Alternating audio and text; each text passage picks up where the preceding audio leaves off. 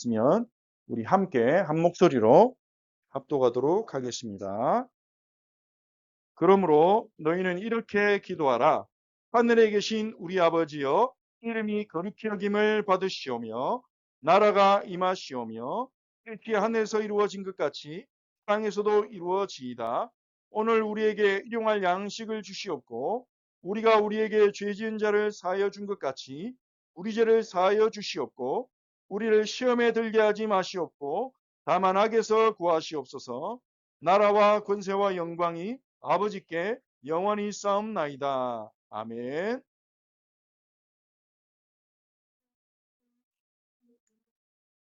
우리는 기도하도록 부름받았습니다.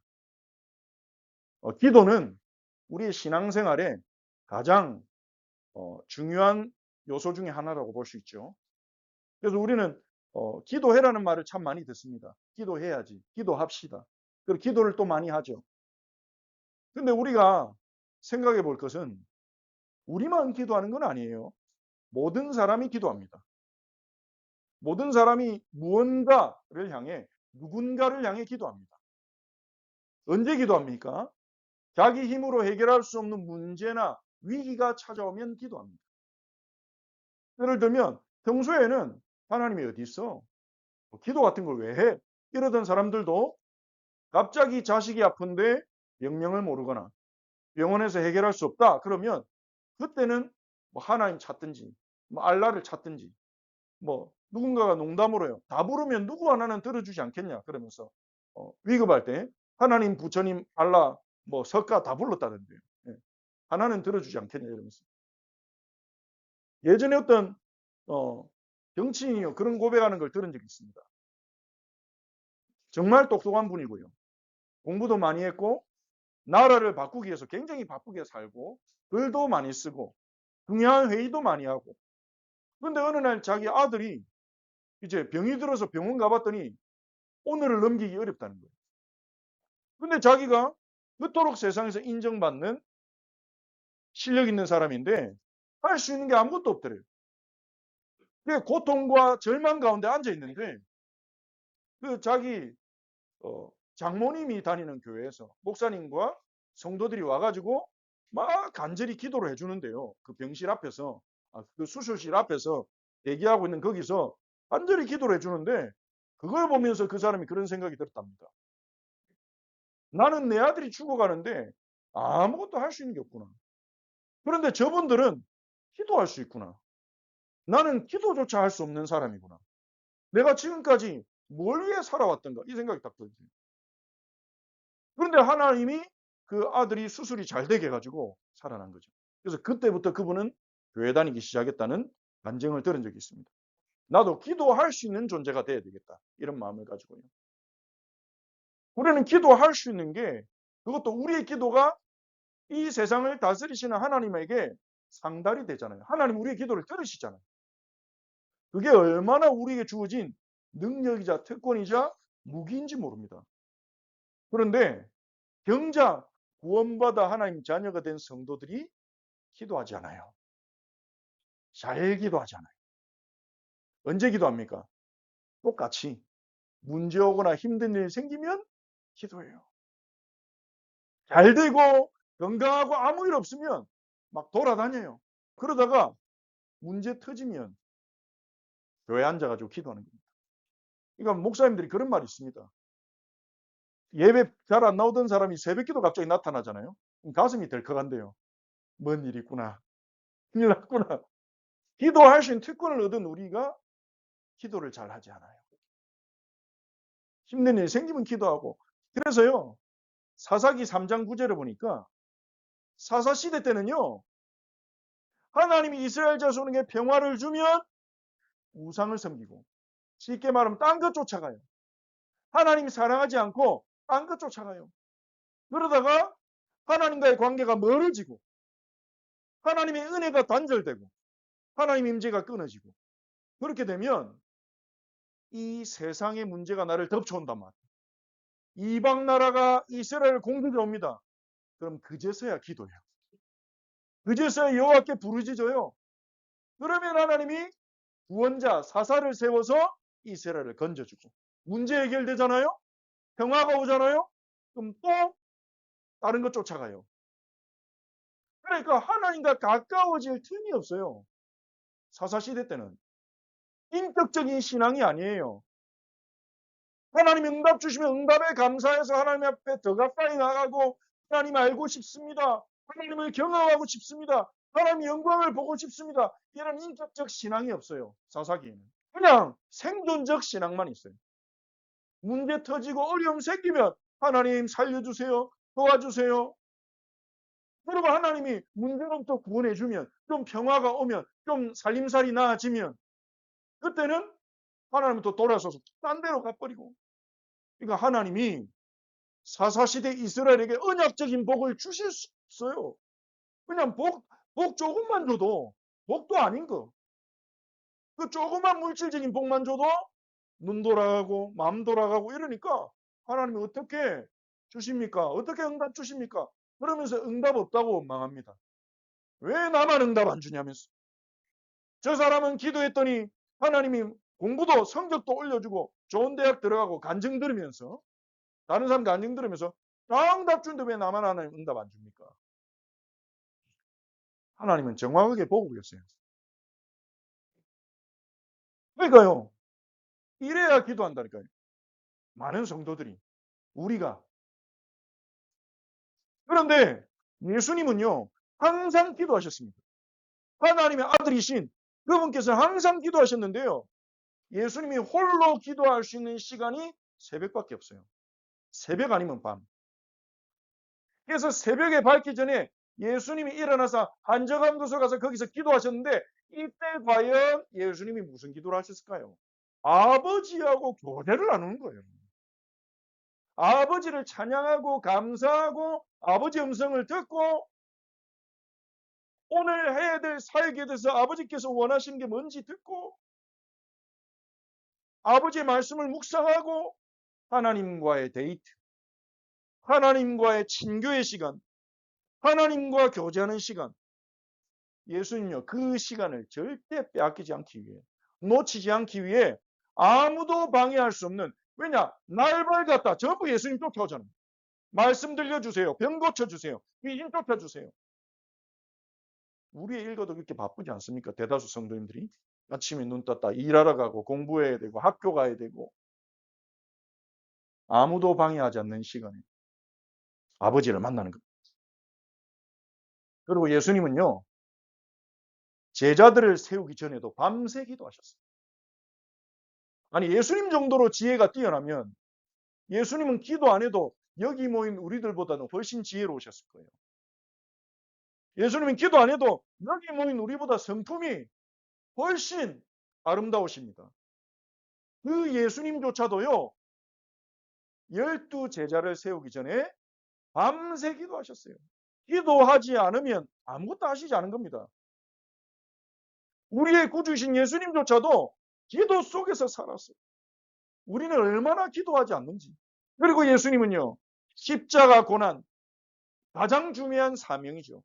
그 사명을 감당하기 전에 십자가에 달리시기 바로 전날 밤에 제자들과 함께 겟세마네라는 동산으로 가서 그 겟세마네에서 제자들을 따로 떼놓고 내가 저기 가서 기도할 동안 너희는 여기 앉아서 나를 위해 기도해달라. 그러고 예수님은요. 간절히 아버지께 기도하시죠. 아버지의 뜻에 순종하기 위한 기도였습니다. 내 뜻을 이루기 위한 기도가 아니라 십자가의 고난을 향한 두려움이 생깁니다. 그 마음을 없애달라고. 내 뜻대로 하지 마시고 아버지의 뜻대로 하옵소서. 그걸 기도하기 위해서 겟세마네로 가신 거예요. 하나님의 뜻대로 내 마음이 따라갈 수 있도록 하나님의 뜻에 내 마음이 순복할 수 있도록 억지로 가는 게 아니라 온전하게 순복할 수 있도록 그걸 위해 기도하신 거예요. 이 외에도요. 예수님은요. 계속 기도하십니다. 공생의 기간 동안. 그 말은 기도가 하나님과 동행하는 삶에 있어서 얼마나 필수적이고 얼마나 중요한가 하는 것이죠. 그리고 예수님은요. 본인이 이렇게 기도의 본을 보이셨을 뿐만 아니라 기도하라고 명하셨어요. 하나님에게 구하라는 거예요. 하나님에게 찾으라는 거예요. 하나님께 두드리라는 거예요. 이 말씀은 뭡니까? 주님께 구해라는 거예요. 우리에게 주실 수 있는 분이 너희 앞에 있지 않냐. 우리에게 찾아내시는 분에게 찾으라는 거예요. 우리에게 열어주실 수 있는 분에게 두드리라는 거예요. 그냥 그분이 너희 앞에 있지 않냐. 그리고 예수님께서는 십자가 고난 당하시기 전에 제자들에게 마지막 강화를 하시면서 지금까지 너희가 내 이름으로 아무것도 구하지 않냐. 구하라 그리하면 받으리니 너희 기쁨이 충만하리라. 예수님 이름으로 구하라는 거예요. 예수님 이름으로라는 말은 여기서 말하는 이름은 우리가 10계명의 3계명을 볼 때도 나눴지만 단순히 기도를 끝낼 때 예수님 이름으로 기도합니다. 그렇게 기도하면 된다는 말이 아닙니다. 이름에는 그 사람의 정체성과 본성이 담겨 있어요. 특히 성경에서 예수 이름에는 예수님이 하신 일이 담겨 있어요. 예수님의 정체성이 담겨 있어요. 참신이자 참인간이신 우리를 위하여 죽기까지 순종하시고 우리를 의롭게 하신 그 예수를 믿음으로 하나님 앞에 나아가라. 그럼 너희는 응답받는다. 우리는 예수 그리스도 이름으로 무엇이든지 응답받을 수 있는 그 은혜 안에 들어왔습니다. 이를 위해 그리스도가 죽으신 거예요. 우리가 하나님 앞에 나아가고 우리의 소원이 하나님께 상달되고 우리가 하나님을 만나고 하나님의 영광을 보고 하나님과 교제하고 하나님의 선하심을 알고 하나님으로 기쁨이 충만해지고 하나님으로 즐거워하고 그 어떻게 맛보도록 예수님이 하나님과 우리 사이의 중보가 되신 것입니다. 우리의 죄를 해결하기 위해 십자가에 죽으시고 부활하고 승천하셔서 우리를 의롭게 하시고 우리를 위해 보좌 옆에서 중보하시면서 우리를 지키고 인도하고 계신 것입니다. 하나님과 교제하도록 성삼위 하나님과 교제하도록 그 성삼위 하나님과 교제하는 은혜의 수단이 바로 말씀과 성례와 기도예요. 우리는 말씀을 읽고 그럴 때 하나님이 우리 마음에 임하십니다. 하나님을 알게 됩니다. 그리고 우리는 기도로 하나님께 부르짖고 또 하나님의 음성을 듣고 하나님과 대화를 나누면서 그분의 임재 속으로 들어가는 거예요. 기도는 단순히 문제 해결 방식이 아니고요. 기도는 단순히 하나님 앞에 필요한 것을 청구하는 그런 청구서가 아닙니다. 청구서 열심히 써가지고 1번부터 10번까지 쭉 쓰고 결제 예수 이름으로 도장 꽝 찍으면 하나님 알아서 들어줄게 해주는 그런 게 아니에요. 기도는 하나님 알아가도록 하신 거예요. 응답 중에 응답은 하나님입니다. 응답 중에 응답은 예수 그리스도입니다. 그 하나님과 예수 그리스도를 우리는 알고 경험하고 누릴 수 있는 신분과 특권을 얻었어요. 그리스도의 십자가 사역을 통해. 그걸 기도로 누려야 됩니다. 그걸 기도로 내 것으로 끊임없이 만들어야 됩니다. 여러분 우리 기도합시다. 정말로요. 아침에 일어나서 자기 전에 기도합시다. 하나님 말씀을 묵상하며 기도합시다. 그 은혜와 그 능력을 맛보도록 우리를 불러주셨어요. 그럼 오늘 우리가 주기도문을 살펴볼 텐데 이번 주와 다음 주에 여러분 주기도문은 어떻게 예수님이 가르치셨냐? 제자들이 예수님께 기도를 가르쳐 달라고 요청했어요. 자, 당시에는요. 예수님 당시에는 유대교 종파들이 여러 개가 있었습니다. 각자 조금씩 다른 방향과 방식으로 메시아를 기다리고 있었어요. 그 중에 어떤 종파는 우리가 토라에 순종하지 않아서 율법에 순종하지 않아서 하나님이 우리를 떠나신 거다. 우리가 토라에 순종한다면 메시아가 와서 하나님 나라를 회복할 거다. 우리는 토라에 순종하자. 그래서 율법을 철저히 공부하고 가르친 종파가 있어요. 그 종파 이름이 뭘까요? 바리새인. 어떤 종파는요. 바리새인들처럼 그렇게 살 필요 있냐? 이 땅에서 우리가 메시아가 온다는 거는 그거는 뭐 언제 올지 알지 못하고 우리가 이 땅에 살아가는 동안에 적절히 이 세상 정권과 타협하면서 이스라엘의 정체성을 지키고 그렇게 기다리면 돼. 사두개인. 어떤 사람들은요, 이 로마도 유대인들도 대제사장도 다 썩었어. 우리는 이 세상을 떠나야 돼. 이 세상에 사는 것 자체가 죄악이야.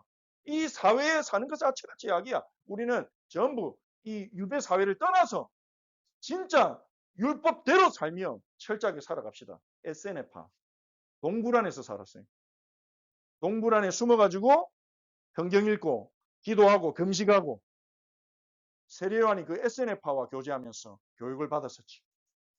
그리고 기도만 하면 안 돼. 우리가 움직여야 돼. 실천해야 돼. 그래서 당금을 차고 다니면서 이 암살 훈련을 받고 사람을 죽일 수 있는 훈련을 받고 로마의 중요한 요인들을 암살하면서 메시아를 기다렸던 종파가 있죠. 열심당. 이런 종파들이 있었어요. 그리고 그들과는 좀 다르게 에세네파와 좀 비슷했지만 다른 길을 걷던 세례요한. 이들은 각 종파마다 기도문이 있었어요. 가르쳐주는 기도문이 있었어요. 그 기도문에는 그 종파가 가진 신앙과 우리는 앞으로 뭘 하는 존재들인가? 사명선언문 같은. 우리는 메시아를 위해서 이렇게 살아간다. 이런 그 내용이 있었던 거죠. 누가복음 11장 1절에 보면 예수님이 기도 딱 끝나니까 제자 중에 한 명이 누군지는 모릅니다. 가서 주님, 세례 요한은 자기 제자들에게 기도를 가르치지 않습니까? 제가 좀 전에 말씀드린 것처럼 각자의 기도문이 있었단 말이에요. 그 기도문이 바로 그들이 원하는 것들이죠. 그들이 받기 원하는 응답이 기도문에 담겨 있는 거죠. 요한이 기도문 준 것처럼 우리에게도 기도를 가르쳐 주십시오. 주님, 우리는 무엇을 위한 존재입니까? 우리는 무엇을 하도록 부르신 겁니까? 이 말과 같은 거예요. 그래서 예수님이 누가복음 11장 2절부터 4절에 보면 주기도문을 우리가 주기도문이라고 부르는 그 기도문을 제자들에게 가르쳤어요. 우리가 오늘 읽은 마태복음 6장 9절에서 13절에도 주기도문이 등장하고 누가복음 11장 2절에 4절에서도 주기도문이 등장하는데 누가복음 11장 2절에 4절에 나온 주기도문은 조금 축약된 형태입니다. 예를 들면 마태복음 6장에는 하늘에 계신 우리 아버지여 그랬는데 누가복음 11장 2절에 보면 그냥 우리 아버지 이렇게 조금 요약된 버전입니다. 마태복음 6장이 좀 이제 좀 더 정교하게 풍성하게 정리되어 있는 버전이라고 볼 수 있는데요. 우리가 주의 기도라고 주기도문이라고 하는 기도문이 이 제자들의 요청에 의해서 예수님이 제자들에게 가르친 것이죠. 특히요. 마태복음 6장 9절에 보니까 예수님이 이 기도를 가르치면서 제일 먼저 뭐라고 하십니까? 그러므로 너희는 이렇게 기도하라. 명령하셨죠. 너희는 이렇게 기도하라. 그 말은 주기도문으로 기도해도 되고 내 마음대로 기도해도 된다는 말입니까? 아니죠. 주기도문으로 기도하라는 명령이에요. 그러면 예수를 믿는 자들은 예수님을 따르는 자들은 유다 지파의 사자요 죽임당한 어린 양이신 예수님을 따라가는 우리 교회는 기도할 때 뭘로 기도해야 됩니까? 주기도문으로 주님이 가르치신 대로 기도해야 돼요. 주기도문은요. 우리가 무슨 응답을 구해야 되는지 가르쳐 줍니다. 주기도문은요. 우리가 무엇을 바라봐야 되는지 가르쳐 줍니다. 우리가 기도하는 것은 우리의 바라는 거예요. 우리의 소망이에요. 우리의 희망이에요. 그런데 우리의 희망이 그릇되다면요. 우리의 소망이 거짓되다면요. 그럼 그 사람의 인생은 거짓된 방향을 꿈꾸고 갈 거 아닙니까? 그래서 하나님은요. 우리가 소망해야 될 것, 우리가 바라야 될 것, 우리가 구해야 될 것이 무엇인지 가르쳐 주신 거예요. 제자들이 요청할 때까지 기다리셨다가 주기도문은 교회의 사명선언문이자 비전선언문입니다. 우리가 무엇을 꿈꿔야 되는지 가르쳐 주는 거예요. 너무 중요하고 중요합니다. 우리의 모든 기도가 이 주기도문 속에 다 들어가야 돼요. 주기도문만 줄창 외워야 되냐? 그 말이 아닙니다.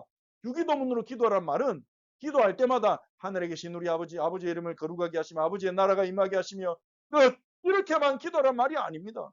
우리의 모든 간구가, 우리의 모든 소망이, 우리의 모든 소원이 주기도문이라는 원리를 거쳐서 나와야 된다는 거예요. 주기도문이라는 필터를 지나가야 된다는 거예요. 주기도문화되어야 된다. 주기도문의 원리가 우리의 기도 속에 들어와야 된다는 거예요. 주기도문의 원칙들이 나의 기도와 생각 속에, 소망 속에 자리 잡아야 된다는 거죠. 예수님은 주기도문처럼 기도하고 주기도문으로 기도하고 주의 기도처럼 사셨어요. 더 나아가 주기도문은요, 우리가 어떻게 살아야 하는지를 가르쳐 줍니다. 그러니까요, 사도신경과 십계명과 주기도문이 과소평가된 교회, 과연 주님이 원하시는 교회였나? 우리는 돌아봐야 됩니다. 나를 돌아봐야 됩니다.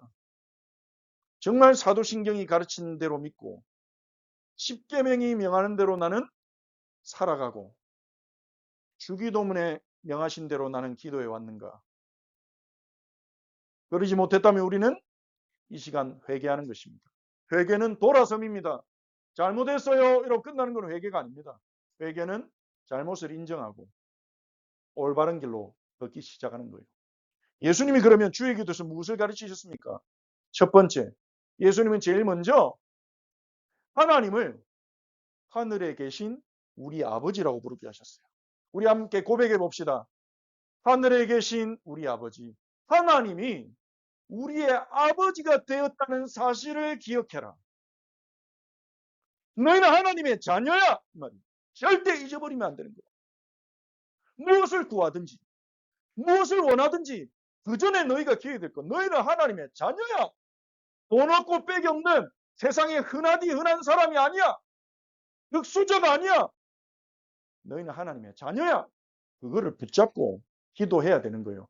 이걸 놓치고 기도하는 강구는요, 하나님이 들으시겠지만 소연에 불과하게 될 겁니다.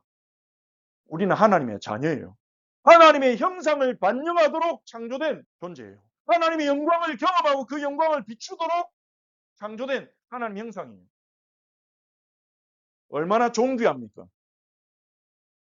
우리 스스로 우리 자신을 존귀히 여겨야 됩니다. 과대평가하면 안 되지만요. 하나님 없이도 잘할 수 있는 것처럼, 하나님 모르고도 잘 살 수 있는 것처럼 과대평가하면 안 되겠지만 우리 스스로를 존귀히 여겨야 됩니다. 기도의 시작입니다. 그게. 우리가 어떻게 하나님의 자녀가 됩니까? 우리가 우리 자신의 꼴을 보면, 우리 자신의 속 상태를 보면 하나님 자녀라고 자신할 수 없을 때가 더 많잖아요. 그런데 어떻게 우리가 하나님 자녀라고 당당히 출당할 수 있습니까? 예수 그리스도를 통하여.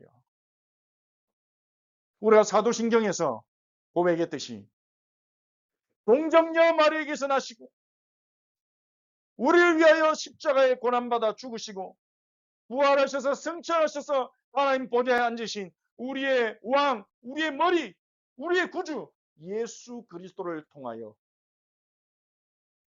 그분의 죽음에서 우리의 죄는 죽었고 그분의 부활에서 우리는 의인으로, 죄인이 아닌 의인으로 다시 태어났습니다.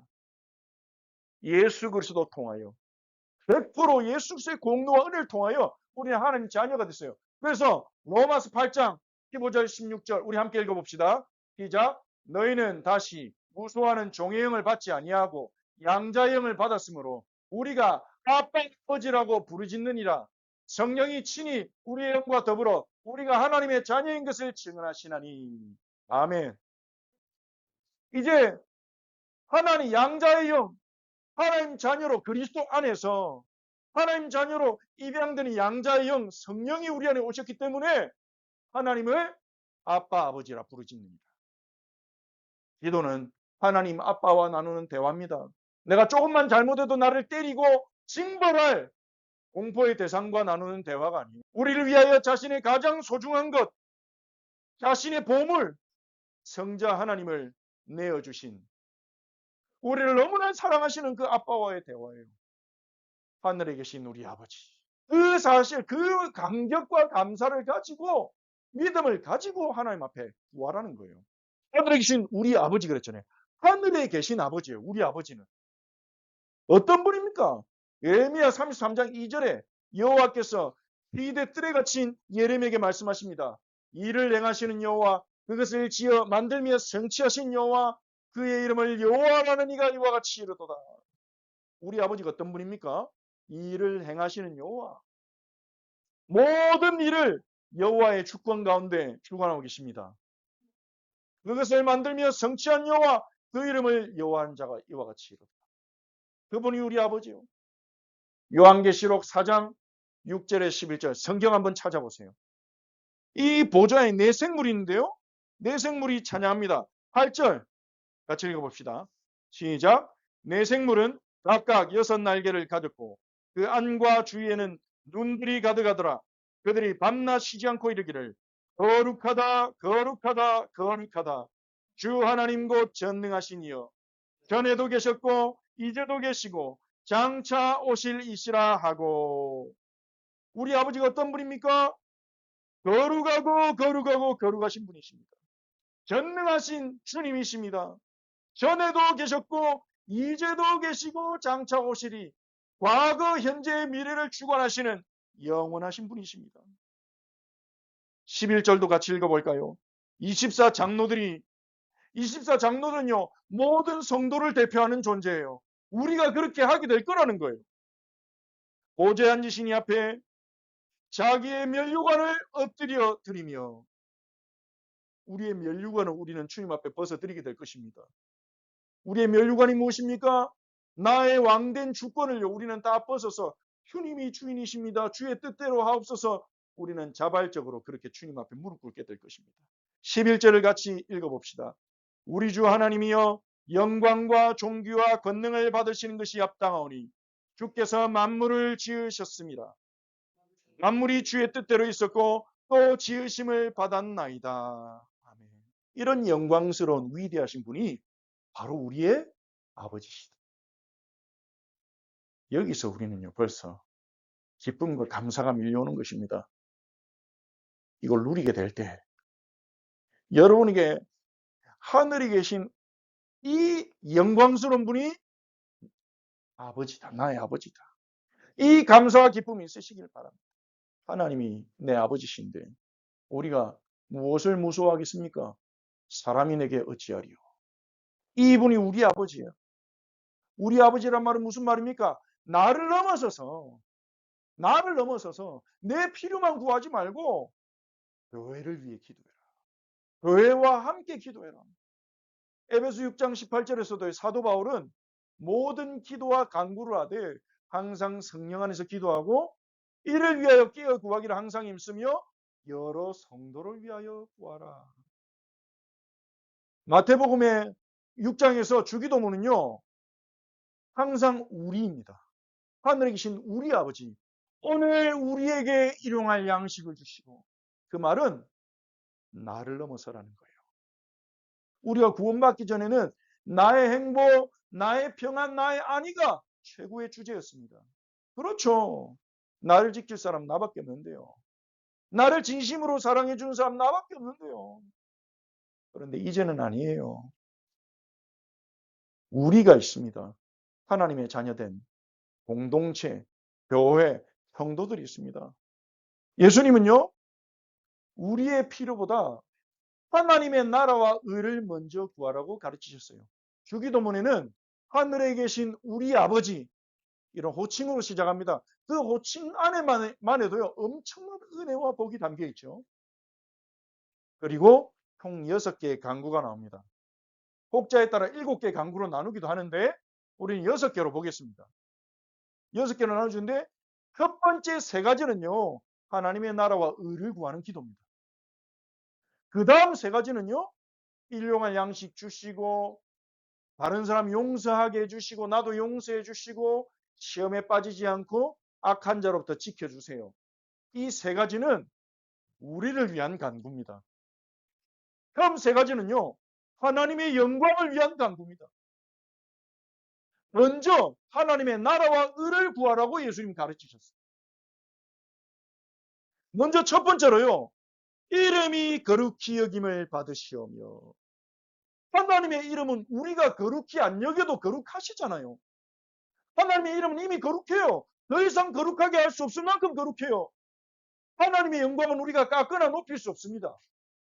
하나님은 영원히 영광스러우십니다. 전 인구, 이 땅에 60억, 70억 인구가 다 하나님 안 믿고 조롱해도 하나님이 영광스러우십니다. 근데 하나님의 이름이 거룩히 여김을 받으시도록 기도해라는 말은 무슨 말입니까? 하나님은 얼마나 거룩하신데요. 문제는요, 하나님의 형상을 닮은 피조물들이 하나님을 거룩하게 여기지 않고 있는 거예요. 하나님을 조롱하고 있는 거예요. 성도들조차도 하나님을 영화롭게 하고 있지 않는 거예요. 그게 우리가 지음받은 목적인데, 하나님 인간을 창조하신 목적이 하나님을 알고 하나님 영광을 보고 그래서 하나님 영광을 세상에 나타내도록 인간을 지으셨는데 창조 목적을 잃어버리고 하나님의 거룩하심을 몰라요. 지금 바깥에 나가보면요, 하나님의 거룩하심을 모르는 자들이 수두룩 합니다. 우리는 그 하나님의 거룩하심을 알고 있습니까? 조금 알아가고 있죠. 그래서 그것을 위해 열렬히 기도하라는 거예요. 무슨 말입니까? 하나님, 내가 하나님의 이름을 거룩하게 여기게 하옵소서. 하나님, 내가 돈보다 내 편안함보다 사람들에게 인정받는 것보다 아버지의 이름을 영화롭게 하는 것을 더 중요하게 여기게 하옵소서. 그 기도예요. 그리고 나뿐만 아니라 이 세상이 하나님 아버지 이름이 거룩함을 알게 하옵소서. 이 세상에 하나님이 얼마나 영광스러운지 나타나게 하옵소서. 기도한 겁니다. 하박국 2장 14절에는 이런 말씀이 있어요. 우리가 찬양으로도 있는 구절이죠. 물이 바다를 덮은 같이 여호와의 영광을 인정한 것이 세상에 가득함이니라. 이게 온 세상의 완성입니다. 그런데 우리는 아직 이것을 보고 있지 못합니다. 방송에, 문화의 각종 미디어에 신은 죽었다고 말하는 과학자, 이 많은 목사들이 정치한다고 광장에 나와가지고 신성 모독하고, 목사라는 사람이 광장에 나와가지고 하나님 꼼짝마 이러면서 하나님 까불면 죽어 이러고 있어요. 목사가 사람들 모아놓고 성도들 모아놓고. 그런데 그 사람을 또 따라가요. 다니엘서에 보면, 요한계시로 보면 짐승들이 등장해가지고 하나님을 신성을 모독한다 했는데요, 그 짐승이 신은 없다고 말하는 과학자인지 자기는 크리스찬이라고 목사라고 하면서 하나님을 모독하는 그런 사람들인지, 괴물들이 판을 치는 시대입니다. 하나님을 모독하는. 그러니까요, 어떤 현상이랍니까?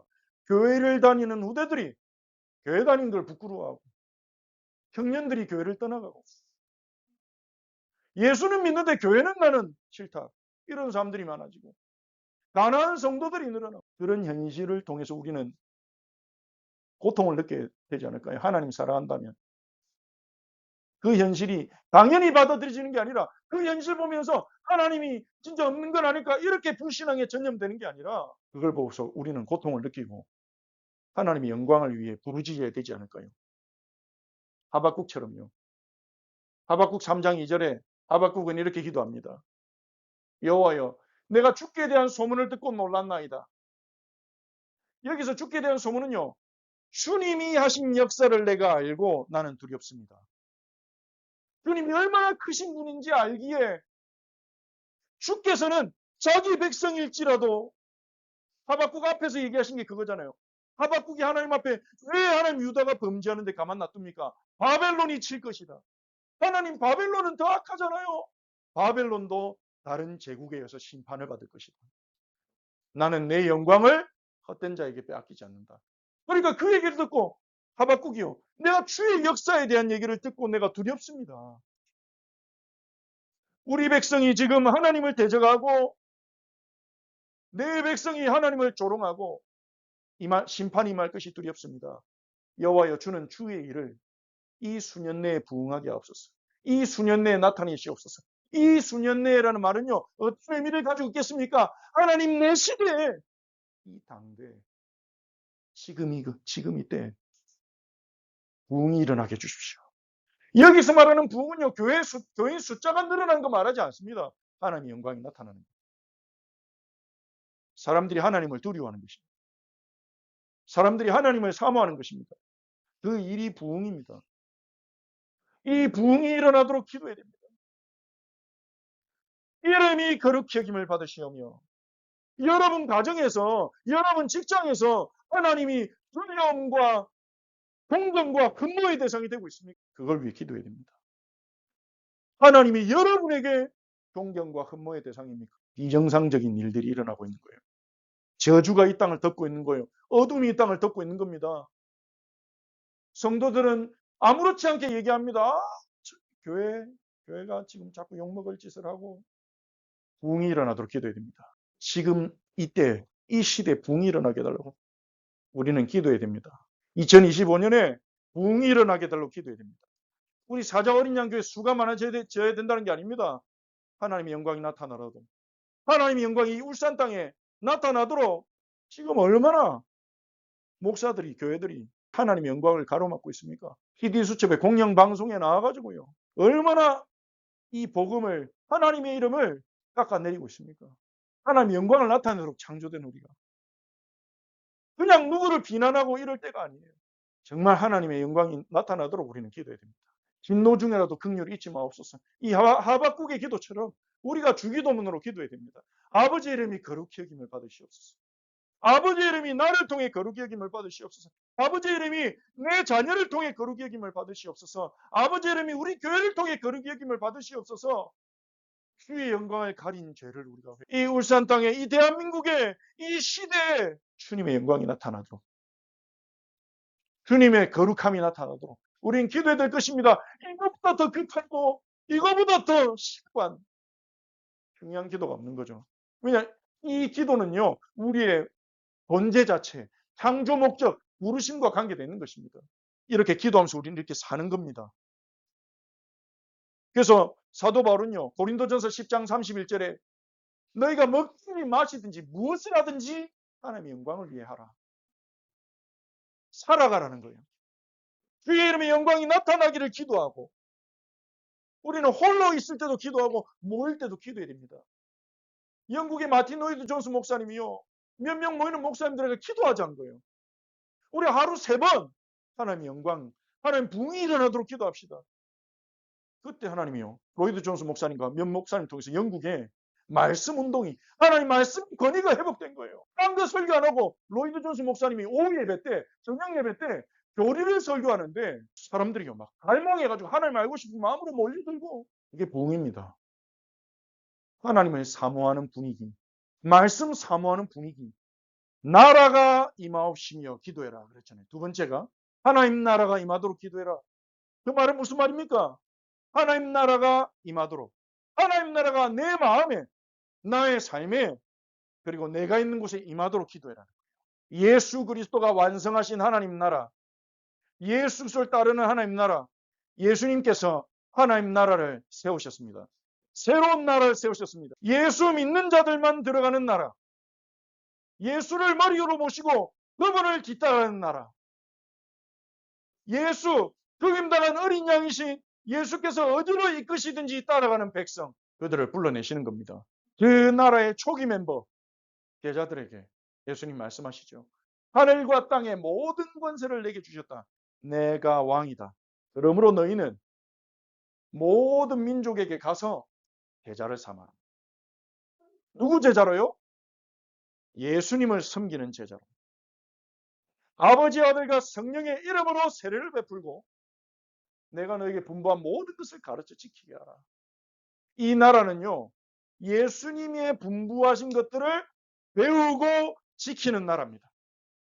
예수님의 말씀이 법이요, 강령이요, 가르침입니다. 그리고 그 나라는요, 하늘과 땅의 권세가 진 그 왕이신 예수께서 세상 끝날까지 자기 백성과 함께하는 나라입니다. 이 나라가 임하옵시며, 이 말은요, 적어도 3가지 기도 제목이 들어가 있습니다. 첫 번째는 뭡니까? 나라는 통치입니다. 나를 다스려 주세요. 나를 주의 뜻대로 다스려 주세요. 주님의 말씀에 복종하게 해주세요 하는 기도고요. 두 번째로는 이 하나님 나라가 이 세상에 임하도록 전도 선교운동이 일어나도록 기도하라는 겁니다. 예수 믿지 않는 복음을 모르는 가족과 이웃들을 놓고 기도하면서 그들에게 복음 전할 수 있도록 기도하라는 거예요. 복음을 듣지 못한 믿음의 공동체를 위해 기도하면서 그들의 복음의 전도의 문이 열리도록 기도하라는 거예요. 나라의 임하옵시며, 그리고 나라가 임하옵시며, 이 세 번째는 뭐냐? 종말론적인 기도입니다. 하나님 나라가 이 땅에 와주세요. 빨리 와주세요라는 의미도 담겨 있습니다. 그래서요, 계시록 20장, 22장 20절에 성경의 거의 가장 마지막 부분입니다. 가장 마지막에 이것들을 증언하시니가 이르시되 내가 진실로 속히 오리라 하시거늘. 예수님이 내가 진실로 속히 오리라 하시니까 요한이 뭐라고 응답합니까? 아멘. 주 예수여 오시옵소서. 주 예수여 오시옵소서. 이걸 보고 마라나타, 마라나타. 이게 초대교회 신앙고백이자 인사였습니다. 모이면 마라나타, 주 예수여 어서 오시옵소서. 예수님 보고 싶습니다. 그 나라의 완성을 보고 싶습니다. 나라가 임하옵시며 세 가지 기도가 들어있습니다. 내가 하나님의 통치를 받게 해주세요. 두 번째, 내가 있는 곳에, 내가 가는 현장에 모든 민족에게 복음이 증거되게 해주세요. 세 번째, 주 예수여 어서 오세요. 주님 만나고 싶습니다. 이 세상이 완성된 걸 보고 싶습니다. 그걸 놓고 기도하면서 우리는 그렇게 살아가야 돼요. 삶으로 응답하는 겁니다. 하나님 말씀에 순종하는 삶으로, 이웃들에게 복음을 증언하는 삶으로. 결과가 중요하지 않습니다. 영접했냐 안 했냐 그게 중요하지 않습니다. 그거는 우리 소관이 아니라니까요. 우리가 할 일은요, 기회 닿는 대로 복음을 전하는 거예요. 너 진짜 행복해? 너 진짜 마음에 평안함이 있어? 네가 추구하는 것들이 너에게 진짜 만족을 줘? 우리는 영적 존재라 하나님과 함께 있을 때 행복해. 예수님만이 길이 되셔. 그래서 나는 네가 예수 믿으면 좋겠어. 우리는 주의 명령에 따라 복음 전하는 거죠. 그때 성령이 보좌에서 하나님이 성령으로 역사하시면 그 사람이 중생하는 겁니다. 거듭나는 겁니다. 이 복음과 전도는 하나님 나라를 확장하는 하나님의 방법인데 하나님은 우리와 함께 일하십니다. 나라가 임하옵시며. 그리고 세 번째로 뜻이 하늘에서 이루어진 것 같이 땅에서도 이루어지이다. 이 말은 무슨 말입니까? 하나님의 뜻이 하늘에서 이루어진 것 같이. 이 말은요, 보좌에서는 하나님이 말씀을 선포하시면 천사들이, 천군 천사들이 즉각 순종하잖아요. 천사들이 하나님 그거는 지키기 어려운데요. 그럴까요? 즉각 순종하잖아요. 근데 우리는 즉각 순종하지 않죠. 못 알아듣고. 알아들어도 실천 안 하고, 실천하다가 힘들면 말아버리고. 그래서 우리가 하나님의 뜻에 순종하며 살아가게 해달라는 강구입니다. 왜냐, 하나님 뜻대로 되기 때문에. 하나님 뜻대로 될 때 모든 게 온전하게 되기 때문에. 우리의 행복도 하나님 뜻 안에 들어있어요. 하나님 뜻대로 가면 행복할까 행복하지 않을까 고민할 게 없습니다. 참된 행복과 만족이 기다리고 있습니다. 그래서요, 로마서 12장 2절에 사도 바울은요, 로마 교회 편지를 쓰면서 이 세대를 본받지 말고 이 세상 사람들을 따라가지 말라는 거예요. 마음을 새롭게 함으로 변화를 받아 하나님의 선하시고 기뻐하시고 온전한 뜻이 무엇인지 분별해라. 하나님 백성이 우리에게는 분별이 요청됩니다. 무슨 분별입니까? 이게 하나님이 기뻐하시는 뜻인가?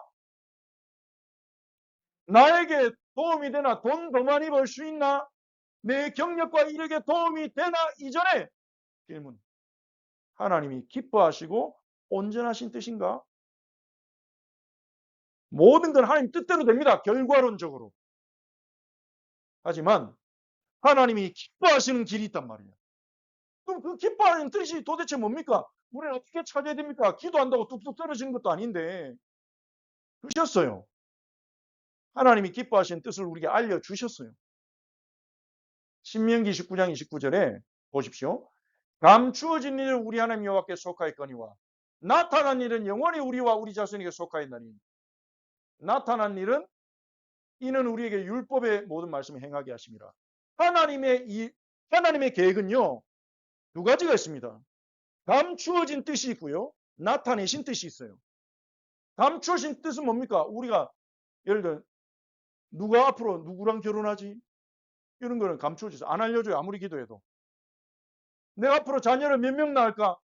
안 알려줘요. 내가 앞으로 내 미래 10년 뒤, 20년 뒤에 나는 무슨 일 할까? 하나님 안 알려줘요. 하나님에게 속한 것입니다. 하나님은요, 우리에게 나타내신 뜻이 있어요. 이스라엘에게 나타내신 뜻, 바로 하나님의 율법입니다. 하나님이 기뻐하시는, 하나님이 선하게 여기시는 온전한 뜻이 십계명을 통해 우리에게 계시되었잖아요. 우리는 그걸 읽고 연구하고 묵상하고 내 삶에 적응하면서 하나님의 뜻을 분별하도록 요청받는 겁니다. 하나님이 내 뜻을 알려줄게 알려준다. 우리는 그거 관심도 안 가지고 치워버리고 어려워요. 하나님 생각하기 복잡해요. 그러면 치워버리고 필요할 때만 하나님 뜻 뭐예요? 하나님 내가 어떻게 하기를 원하세요? 너무한 거 아닙니까? 그거는요. 저도 그렇게 살았더라고요. 하나님의 뜻을 계시를 떡 해줬는데 이렇게 살아라고 말씀을 해주셨는데 그거는 무시하고 알려고 하지도 않고 묵상하지도 않고 연구하지도 않고 답답한 일 있으면 하나님 뜻 뭐예요? 알려주세요. 하나님이 우리에게 말씀을 주셨어요. 나타난 뜻을 묵상하며. 그래서 십계명 우리가 다 말씀을 받고 지나갔지만 잊어버리시면 안 됩니다. 나중에 우리가 10년이 되면 아니면 우리 교회 자체 수련을 하든지 아니면 주일에 성경 공부하는 시간을 활용하든지 십계명을 가지고 어떻게 묵상하고 기도할지 제가 한번 여러분이 구체적으로 좀 나누는 시간을 가지려고 합니다. 그 기도문을 가지고 어떻게 기도할지도 계속 우리가 하면서 실제로 우리가 하나님의 말씀 속으로 들어갈 수 있도록. 그러면서도 우리가 믿어야 될 것은 로마서 8장 28절에 우리 함께 읽어봅시다. 우리가 알거니와 하나님을 사랑한 자, 곧 그의 뜻대로 부르심을 입은 자들에게는 모든 것이 합력하여 선을 이루느니라. 우리가 알아야 될 것은요. 결국은 하나님의 뜻대로 되어진다는 거예요. 모든 것이. 그런데 그 하나님 뜻대로 되어진 것들이 내 마음과 안 맞을 수 있죠. 내가 원하는 거는 A였는데 실컷 기도했는데 하나님은 안 주실 수 있어요. 그럼 우리는 그걸 통해서 하나님 뜻이 안 주시는 거였구나 이렇게 알게 되는 거죠. 그때 우리는 응답 못 받았다. 하나님 얘기도 안 듣는다 이렇게 낙심할 수도 있습니다. 하지만 우리가 이 사실을 믿고 우리가 최대한 하나님의 선하시고 온전하신 뜻을 묵상하면서 그 길을 향해 선택하고 나아가는데 우리는 하다가 안 될 수도 있고 속을 수도 있고 넘어질 수도 있고 하지만 하나님의 거룩하신 뜻이 우리 인생 전체를 붙잡고 선으로 이끌어 가신다. 이 복음 앞에 감사하고 위로를 얻는 것입니다. 우리는 하나님을 사랑하기 때문에 하나님 기뻐하신 뜻을 위해 최선을 다해 살아가야 됩니다. 하지만 그래도 우리는 완벽하게 살지 못할 거예요.